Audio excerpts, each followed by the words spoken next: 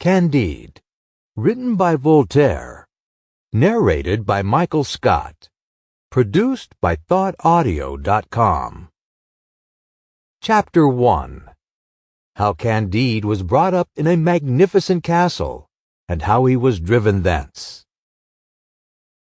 In the country of Westphalia, in the castle of the most noble Baron of Thunder-ten-Tronckh, lived a youth whom nature had endowed with a most sweet disposition.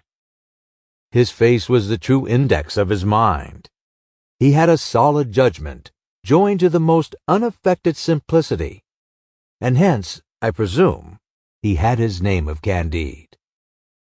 The old servants of the house suspected him to have been the son of the Baron's sister by a very good sort of a gentleman of the neighborhood, whom that young lady refused to marry, because he could produce no more than 11 quarterlings in his arms, the rest of the genealogical tree belonging to the family having been lost through the injuries of time.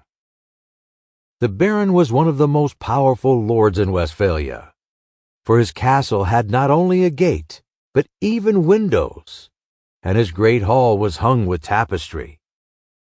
He used to hunt with his mastiffs and spaniels instead of greyhounds. His grooms served him for huntsmen, and the parson of the parish officiated at his grand almoner.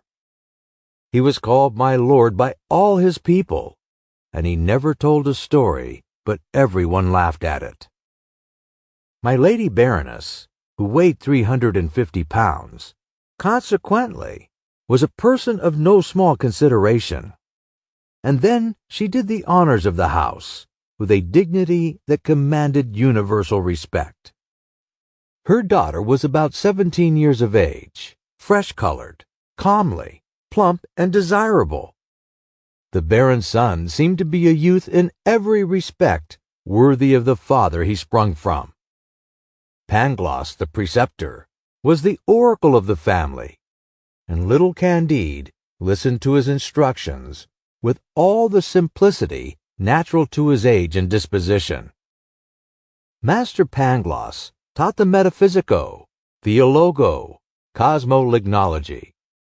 He could prove to admiration that there is no effect without a cause, and that in the best of all possible worlds, the Baron's castle was the most magnificent of all castles, and my lady the best of all possible baronesses. It is demonstrable, said he, that things cannot be otherwise than as they are. For as all things... Sample complete. Ready to continue?